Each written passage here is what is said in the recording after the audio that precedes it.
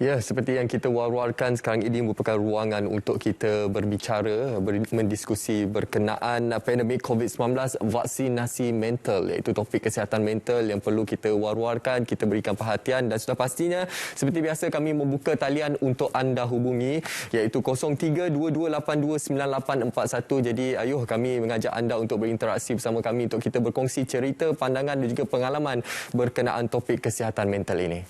Jadi seperti biasa soalan tetamu kami bawakan untuk kita mengupas berkenaan dengan topik ini. Saya perkenalkan iaitu Dr. Azizul Awaluddin selaku pakar perunding psikiatri dan ketua Jabatan Psikiatri Jabatan Psikiatri dan Kesihatan Mental.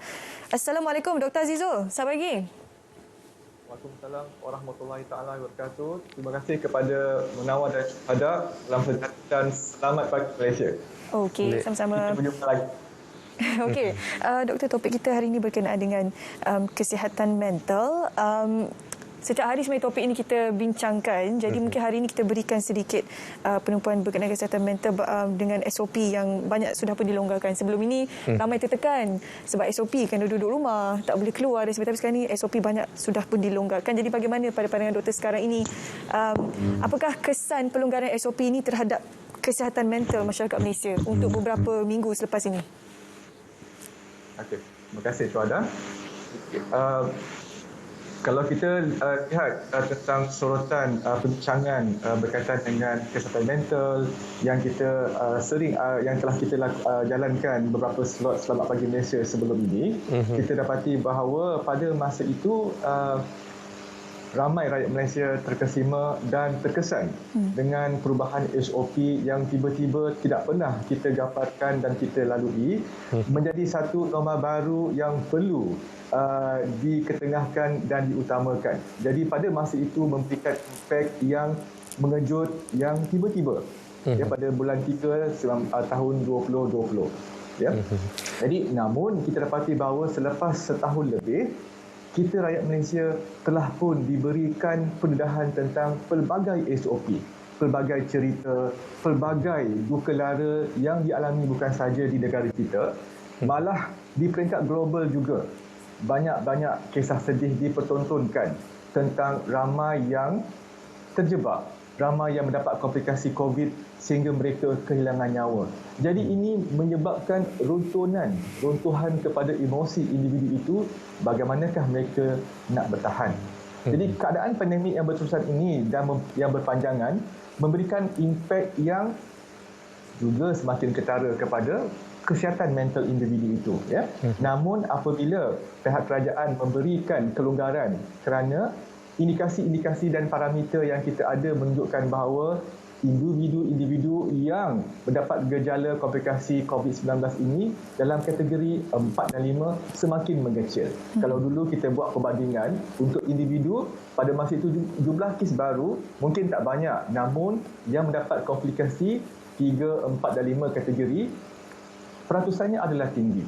Tapi insya-Allah dengan adanya vaksinasi, program-program vaksinasi di samping langkah-langkah keselamatan yang diperketatkan oleh Majlis Keselamatan Negara dan menyebabkan kecenderungan kumpulan individu yang mendapat komplikasi teruk ini semakin kecil. Ini menunjukkan bahawa kesan atas salah satunya ialah program vaksinasi telah meningkatkan daya ketahanan tubuh badan manusia supaya kita tidak mendapat gejala yang tinggi. Jadi badan kita lama kelamaan kalau ada exposure kepada virus ini, ada individu yang berisiko akan mendapat komplikasi yang mungkin tinggi. Namun apabila ada proses atau satu mekanisme yang kita bincangkan dalam topik pagi ini iaitu tentang vaksinasi yang sekarang ini sedang hangat kita jalankan sehingga akan dapat mencapai target yang kita nak di peringkat negara untuk kita mencapai kepada herd immunity. Jadi inilah yang kita nak bincang pada hari ini tentang vaksinasi mental juga perlu seiring dengan vaksinasi fizikal yang kita ada. Ya? Kerana pandemik yang berlarutan ini seperti yang Profesor cakap tadi itu memberi kesan yang banyak kepada socio-economic crisis.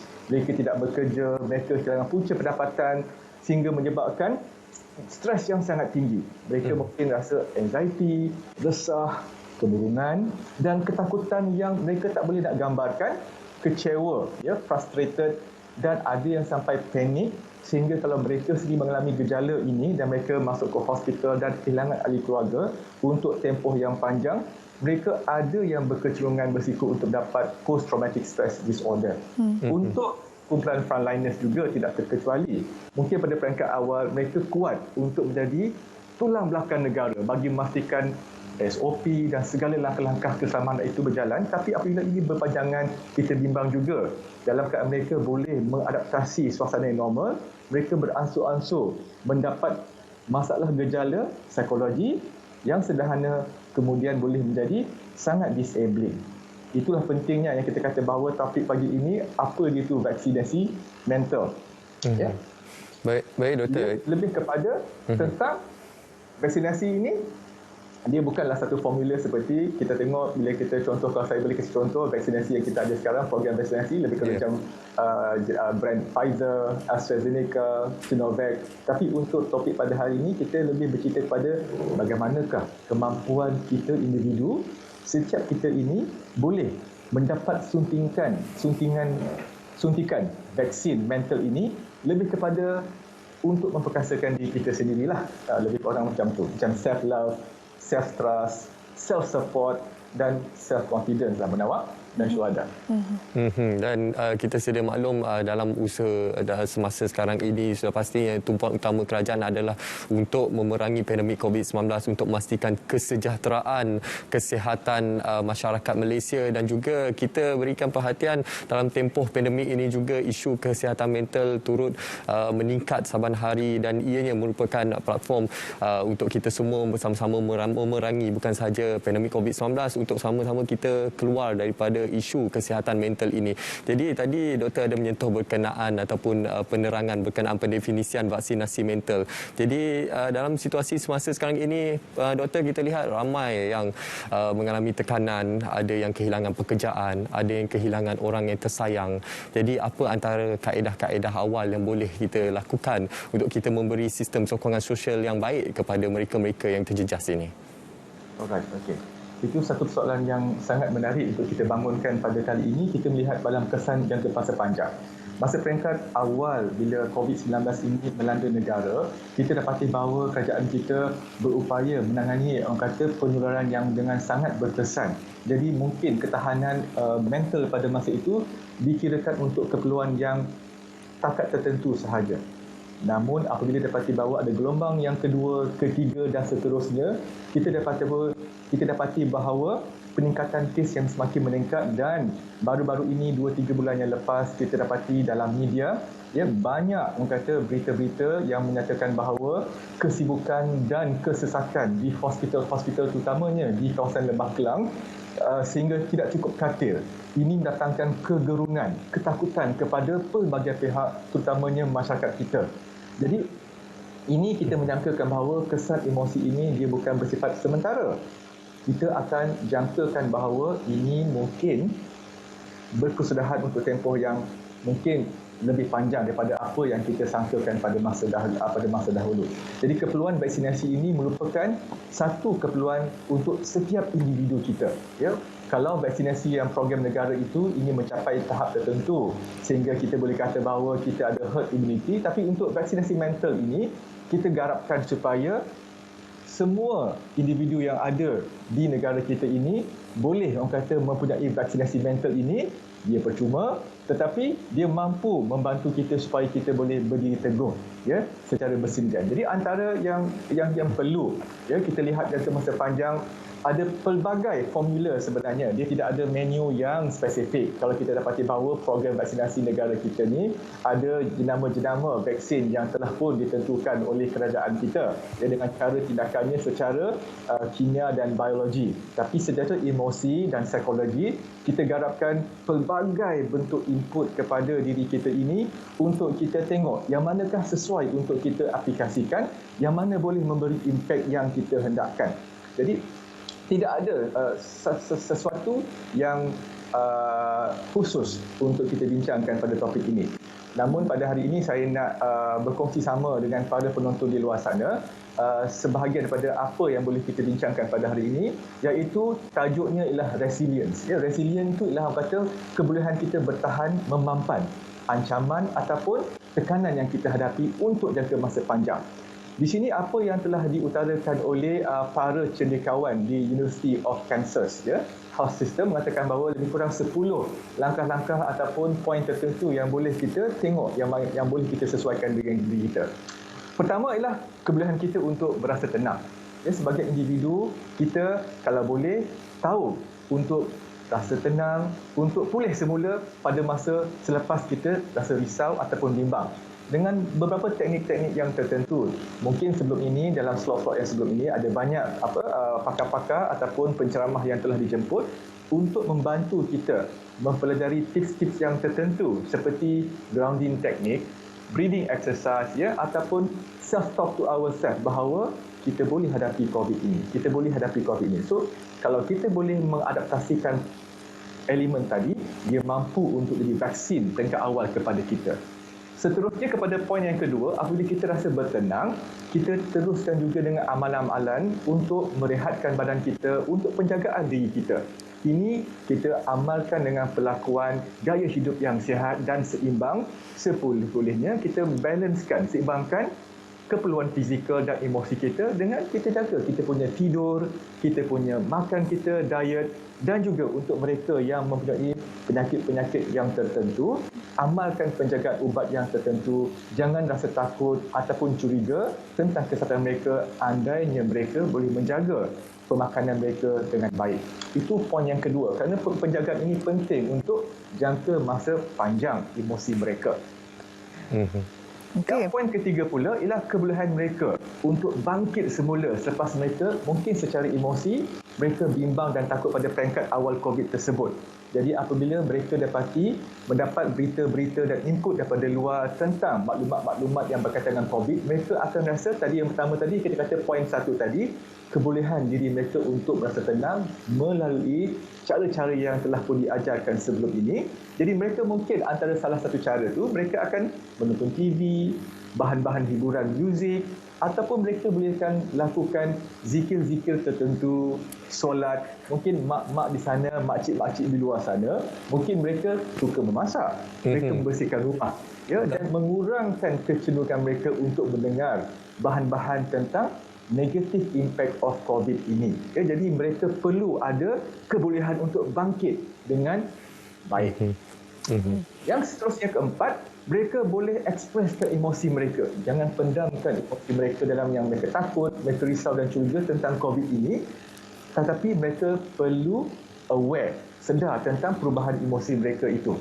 Kerana sekiranya kalau mereka sedar ada berlaku perubahan emosi mereka pada masa itu, berpandukan pada topik yang pertama tadi, mereka dah tenangkan diri mereka, insya-Allah mereka akan rasa tenang juga dan mereka boleh dapati bahawa dengan bertenang, perubahan emosi itu akan kembali seperti biasa.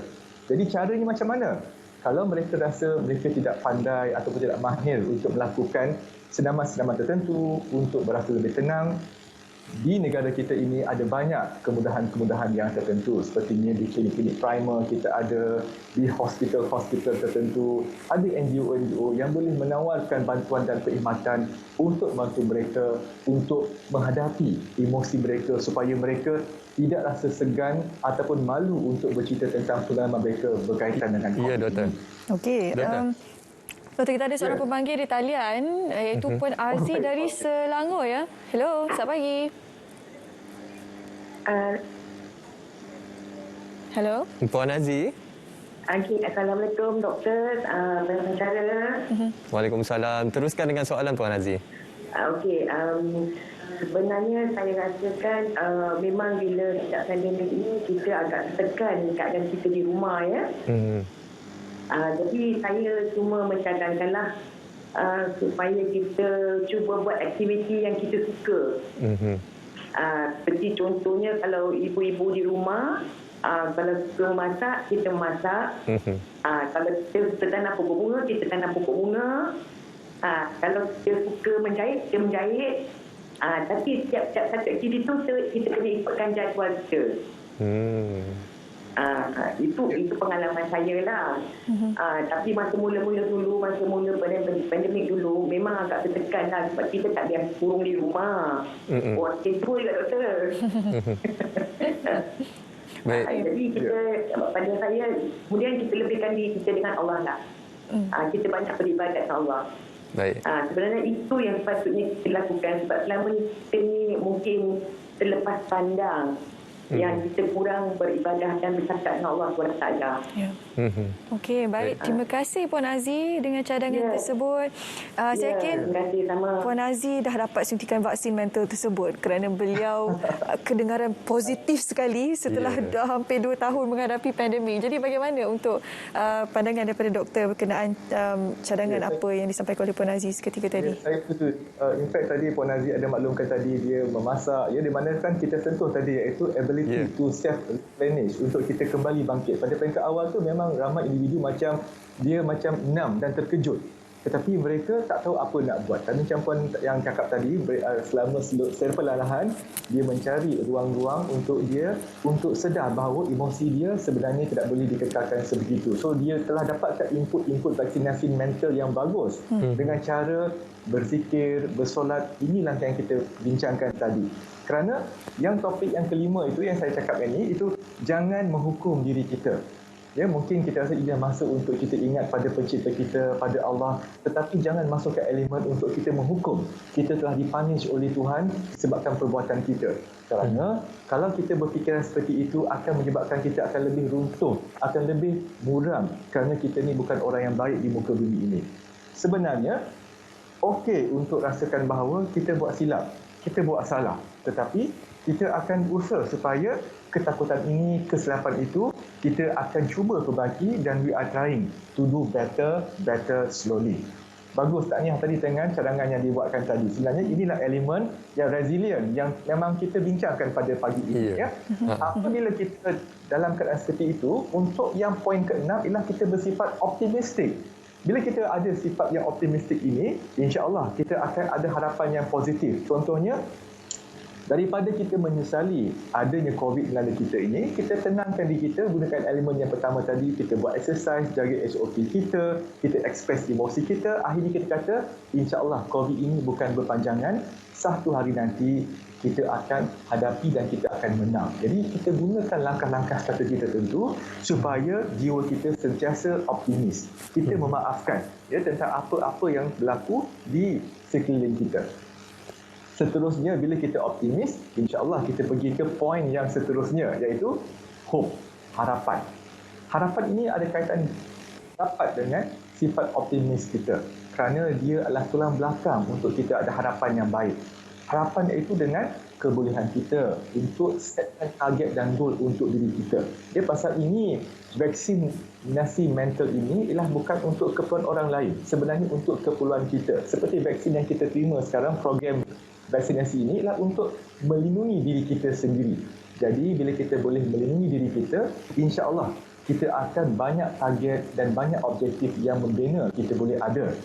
Salah satu caranya ialah bila kita lakukan pujian, contohnya, kalau orang lain di sekeliling kita bila membuat sesuatu yang baik, kita bagi mereka pujian dan kita rasa lebih fleksibel dengan kelemahan ataupun kesusahan orang lain. Jadi kita rasa harapan kita tu lagi baik. Untuk poin yang seterusnya, itu poin ke-8, itu hardiness ataupun sifat bertahan kita. Ingatlah, kerana COVID ini, pandemik telah berlangsung lebih 1 tahun. Mana orang kalau dia bekerja, kalau 1 minggu, 2 minggu pun dah rasa penat, 3-4 bulan, apakah lagi penat? Itu setahun lebih, Munawar dan Syuhada. Jadi kita nakkan vaksinasi mental ini boleh meningkatkan daya tahan diri kita sendiri. Saya mungkin tak tahan tak cukup kuat seperti penonton di luar sana. Tapi saya tetap nak bangunkan idea yang bertahan ini supaya kita tidak ada satu aspek denial yang kita bahawa kita ni tak tahan sebenarnya, tapi kita tak sanggup nak mengaku bahawa kita tak sanggup untuk bertahan lagi. Ataupun kita cuba mengelakkan untuk menghadapi kenyataan dan realiti bahawa kita dalam fasa kesukaran sekarang. Baik, Doktor. Apabila kita ada sematkan perasaan yang bertahan baik pada diri kita, kita akan berfikir, Doktor. Hidup ini penting untuk kita struggle. Dan dengan itu kita akan cuba mencari jalan lakukan sesuatu yang kecil-kecil, akhirnya berjaya. Kita dapati ramai orang yang kehilangan kerja kan, syuhada, di mana mereka langsung terjelepuk di rumah, tetapi apabila mereka memikirkan happiness punya konsep ini, mereka akan mula terfikir buat bisnes kecil-kecilan sesuatu, walaupun pulangannya tak semewah macam dahulu, tetapi beri harga diri yang tinggi pada mereka mula bersifat optimistik dan mereka ada harapan bahawa hidup ini perlu diteruskan. Dan insya-Allah ini mereka boleh berjaya. InsyaAllah. Kami ada lagi pemanggil dari Putrajaya kali ini. Hello. Assalamualaikum. Assalamualaikum. Assalamualaikum. Ya, Waalaikumsalam. Saya Laila Tul dari Putrajaya. Okey, silakan. Assalamualaikum, doktor. Waalaikumsalam. Saya pun di Hospital Putrajaya. Oh, ya ke? Okey. Saya nak tanya, saya ada soalan. Okey, berkenaan dengan adik saya. Adik saya ni salah seorang lainnya yang menguruskan jenazah COVID. Okay, jadi kejayaan dia memang hari-hari kena menguruskan jenazah COVID lah, dan kematian pun agak banyak kan baru-baru ni. Jadi hari-hari memang kejayaan dia macam tu. Dan tak lama selepas tu, kami baru kehilangan ayah kami juga akibat COVID.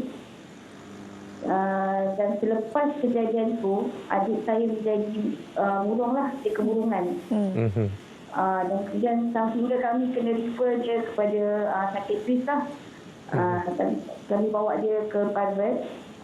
So kami nak tahulah pendapat doktor macam mana bentuk sokongan yang perlu kami bagi kepada adik saya ini untuk keluar daripada kemurungan tu. Okey. Terima kasih Puan Lailatul. Terima kasih doktor. Assalamualaikum. Waalaikumsalam. Baik doktor, dugaan yang sangat besar dilalui oleh keluarga Puan Lailatul. Mungkin apa antara solusi ataupun intervensi yang boleh doktor berikan kepada keluarga Puan Lailatul pada ketika ini? Pertama sekali kita ucapkan takziah kepada Puan Lailatul kerana kehilangan ahli keluarga yang dikasihi. Ya, dan adiknya juga mengalami orang kata kesinambungan dan kesan yang amat dalam di atas berita ini, dan juga tentang tugasan yang dia hadapi sendiri berhadapan dengan pesakit COVID yang kehilangan nyawa. Ya, jadi dia sendiri dapat kemurungan, dan alhamdulillah di sini saya puji kepada Puan Lailatul kerana menyedari bahawa adiknya terjerat dalam emosi yang tercedera. Kalau kita katakan bahawa orang yang mendapat simptom COVID itu mungkin ada kategori 1, 2, 3, 4 dan 5. Jadi vaksinasi mental ini kemungkinan kita tak dapat elakkan kesan COVID ini. Tapi apabila ada vaksinasi mental ini, kita harapkan ramai individu kita ini dalam kategori 1 dan 2 di segi emosi mereka, iaitu mereka tak perlukan rawatan sampai ke tahap itu. Mungkin mereka sedar tentang emosi mereka dan mereka ada cara corak kawalan. Mereka yang mendapat rawatan ubat-ubatan untuk gejala kemurungan ataupun apa saja bentuk kesan emosi yang ketara, ini mungkin boleh disamakan dengan kategori 3, 4, 5 yang COVID itu, kerana mereka buntu fikiran. Mereka tidak boleh berfikir. Mereka tidak boleh bekerja disebabkan beban tekanan mereka yang sangat orang kata berat untuk mereka hadapi. Untuk Puan Lailatul tadi, untuk adik ini, kalau adik itu telah pun dapat rawatan, kita harapkan supaya biarlah dia teruskan rawatan untuk dipantau secara profesional keberkesanan rawatan dan kesan tugasannya. Kerana kalau dia tidak boleh bertugas disebabkan oleh gangguan emosinya, kita nasihatkan dia supaya dia mendapat kerehatan yang cukup, kerana tugasan dia sangat penting sebagai frontliner, dan sekiranya kalau dia tidak utuh dan tidak kuat untuk berhadapan dengan tugasan dia, kita nasihatkan dia supaya dia perlu berehat sehingga kepulihannya datang semula. Bagi segi keluarga pula, ya, adik ini dia tidak boleh menyendiri. Ya, kalau kita tengok elemen vaksinasi tadi, emotional expressiveness. Kita nak dia berupaya untuk mengetahui perbezaan emosi dia. Jadi dengan cara itu, ahli keluarga boleh menyokong apa yang perlu dilakukan. Kalau adik tadi itu dia hanya menyendiri, tidak mahu berkongsi apa perasaan dia, kita percaya keluarga pun agak sukar macam mana nak membantu. Dan biasanya kita akan cakap apa yang boleh kita lakukan.